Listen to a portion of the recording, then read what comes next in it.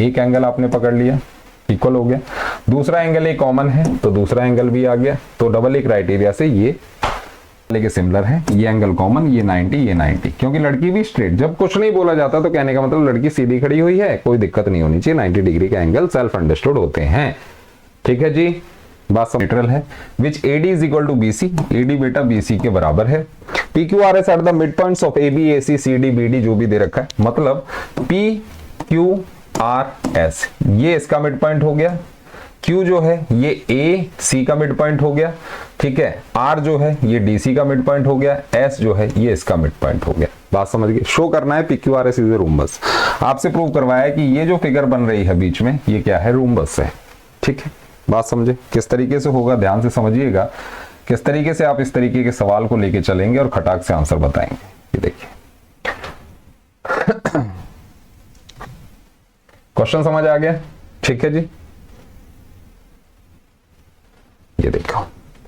अब देखिए ये सारे मिड पॉइंट हैं, PQRS, PQR और S ये सारे मिड पॉइंट हैं, जिस जिस साइड पे हैं उसी के ही मिड पॉइंट हैं, ऐसे समझिए इस चीज को। अब देखिए DAB इस वाले ट्राइंगल में, इस वाले ट्राइंगल बेटा PS जो होगा, PS ये किसके बराबर होगा, हाफ ऑफ AD के होगा और पैरेलल टू AD होगा। इतनी बात समझ आती है?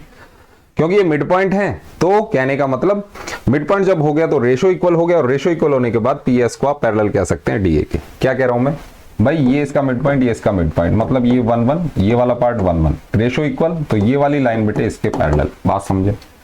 ठीक है, तो हम ये स्टेटमेंट लिख सकते हैं PS वाला।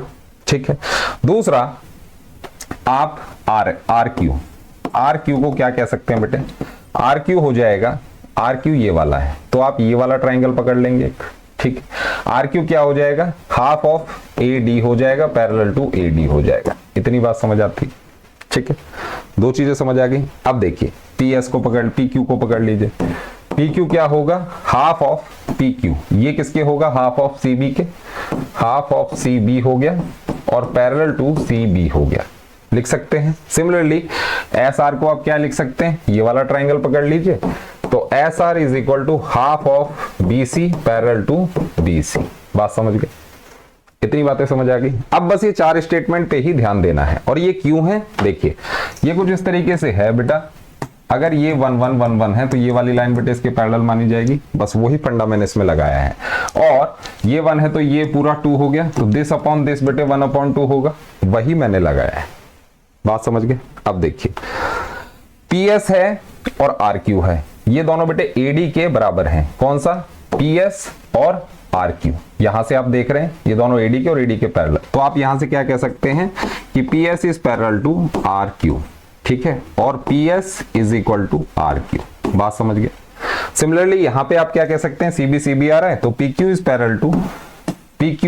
पैरेलल टू SR कह सकते हैं, और PQ is equal to SR। इतनी बात समझ आ गई? कहने का मतलब ये वाली लाइन बेटे इसके पैरेलल है, ये वाली लाइन इसके पैरेलल है, तो ये पूरा क्या हो गया, पैरेललोग्राम। और जब कोई पैरेललोग्राम होता है उसकी अगर हम ये वाली साइड इसके बराबर कर दें तो ये रूम्बस बन जाता है। बात समझे? तो अब मुझे क्या करना है, SP को QP के बराबर करना है। QP कहां है, ये रहा, और SP कहां है, ये रहा। अब हमें एक चीज दे रखी थी कि AD is equal to BC है, तो BC की जगह बेटे मैं AD लिख सकता हूं। तो कहने का मतलब PQ is equal to half of AD, ठीक है, और PS is equal to half of AD। कहने का मतलब PS is equal to PQ हो गया, कहने का मतलब PS PQ के बराबर हो गया। तो ये पूरी फिगर क्या हो गई, ये बेटे रूम्बस हो गई। खोपड़े में घुसी बात? ठीक है, क्लियर है? इस तरीके से सवाल चलाइए, कोई दिक्कत नहीं आनी चाहिए। ये स्टेटमेंट्स ही बहुत कुछ आपको इस सवाल को सॉल्व कर देंगे, कोई दिक्कत नहीं है। ठीक है, चलिए नेक्स्ट क्या कह रहा है जी अगला सवाल, ये देखिए। ये है एक आइसोसेलेस ट्राइंगल है, in an isosceles triangle ABC। बेटा ये बनाइए एक ट्राइंगल, नाम कैसे करेंगे देख लेते हैं। बेस AB, बेस बेटे इसका AB है, तो ये बेटा C हो गया। Is produce both the ways to P and Q, ये इधर बेटे P तक बढ़ाया, ये इधर बेटे Q तक बढ़ाया, ये P है ये Q है। ठीक है, such that AP multiply BQ, AP multiply BQ is equal to AC multiply AC। AC का स्क्वायर है तो मैं ऐसे लिख सकता हूं। आपको प्रूव करना है कि triangle APC is similar to triangle BCQ। APC मतलब इसे हमें जोड़ना पड़ेगा, ये जोड़ दीजिए और एक ये जोड़ दीजिए। APC ये वाला जो ट्राइंगल है ये इस वाले ट्राइंगल के सिमिलर है, ठीक है, ये हमें प्रूव करना है। कंडीशन एक ये दे रखी है AB multiply BQ AC multiply AC, ठीक है। इनका यूज करके हमें ये दो ट्राइंगल्स को क्या करना है, सिमिलर प्रूव करना है इसको। कंडीशन ये वाला इसकी ये वाली साइड इसके बराबर है क्योंकि आइसोसेलेस है, ठीक है। तो सीधी सी बात है बेटे, एंगल 1 एंगल 2 के बराबर होगा। अपोजिट साइड्स के इक्वल एंगल जो होते हैं इक्वल होते हैं। एंगल 1 एंगल 2 के बराबर है, ये लिख दीजिए, ठीक है। यहां पर क्या दे रखा है बेटे, AP अपॉन में AC is equal to AC upon में BQ। इसे मैं ऐसे लिख सकता हूं इस वाले स्टेटमेंट को, और AC को मैं CB से रिप्लेस कर सकता हूं, CB से, क्योंकि AC is equal to CB। तो मेरे पास ये कहानी आ गई, ये वाली। इसे जरा ध्यान से देखिए। अभी क्या कह रहा है, AP upon AC, AP upon A,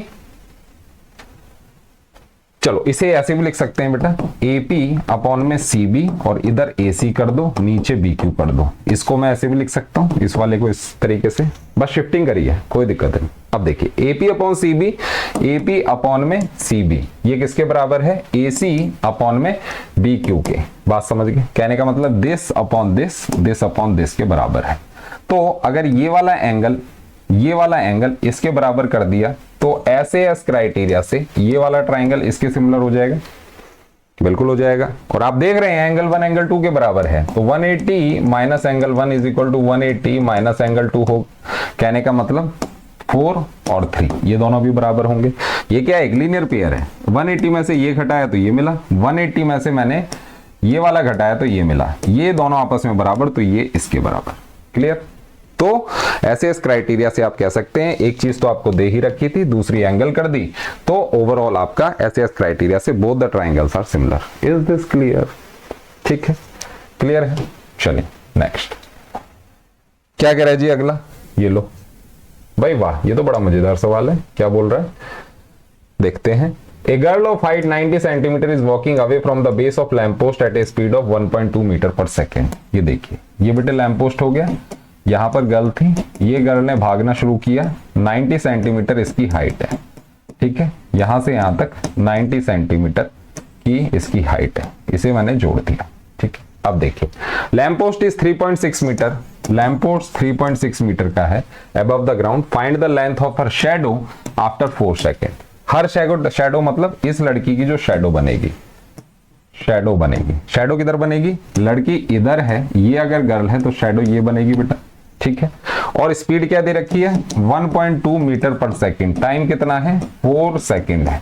इन दोनों को मल्टीप्लाई अगर मैं कर लूं, 12 चौक 48, 4.8 सेंटीमीटर, सेंटीमीटर नहीं ये मीटर आ गया, 4.8। तो यहां से जब इसने चलना शुरू किया तो 4 सेकेंड में यहां पे होगी 4.8 मीटर की दूरी, ठीक है।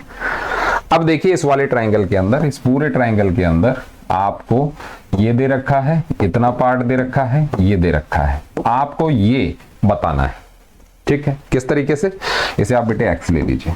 भाई लड़की की शैडो ही तो पूछी है, find the length of her shadow, shadow पूछिए, शैडो बता देंगे, कोई दिक्कत नहीं, ये एक्स है बेटा, शैडो को एक्स ले लिया। अब देखिए ये वाला ट्राइंगल जो होगा ये बड़े वाले के सिमिलर है, ये एंगल कॉमन, ये 90, ये 90, क्योंकि लड़की भी स्ट्रेट, जब कुछ नहीं बोला जाता तो कहने का मतलब लड़की सीधी खड़ी हुई है, कोई दिक्कत नहीं होनी चाहिए, 90 डिग्री के एंगल सेल्फ अंडरस्टूड होते हैं, ठीक है जी, बात समझ गए। टाइम क्या है जी, चलो तो इतनी बात समझ आ गई। अब अगर इतनी बात समझ आ गई तो ध्यान से देखिएगा, x अपॉन में x प्लस 4.8 दिस अपॉन में दिस होल, ये किसके बराबर होगा, 0.90 अपॉन में 3.6 के। बोलो होगा कि नहीं, बिल्कुल होगा, ठीक है। अब देखिए इसे सॉल्व करना है और x की वैल्यू बता देनी है, x की जो वैल्यू होगी वही शैडो की वैल्यू होगी, है ना, बस 9 1 9 4, तो 4x is equal to x plus 4.8, 3x is equal to 4.8, x की वैल्यू बटे 1.6 मीटर। बात समझे, तो शैडो कितनी पड़ रही है, 1.6 मीटर की पड़ रही है। क्लियर है, ठीक है। इस तरीके से सवाल आपने चलाने हैं, क्लियर क्लियर।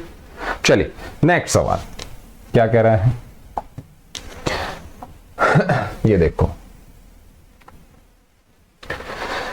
एक बेटे vertical stick of length 6 metre cast a shadow 4 metre long on the ground and at the same time एक टावर है जो 28 मीटर लॉन्ग है। लेंथ ऑफ द टावर आपने height of the tower find out करनी है। Diagram कुछ इस तरीके से, ये देखिए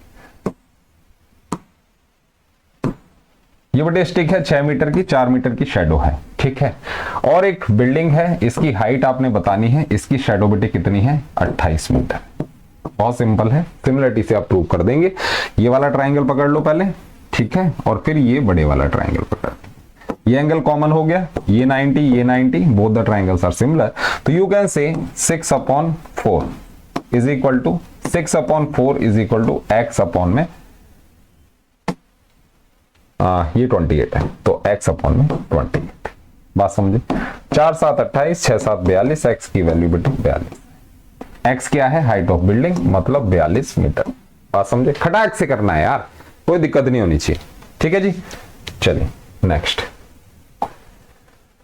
हेलो जी, एक सवाल और है बढ़िया सा, इसे भी देखते हैं क्या कह रहा है इस सवाल। देखिए, in the figure triangle ABC is right angle at C. C पर चलो ये फिगर बना देता हूं।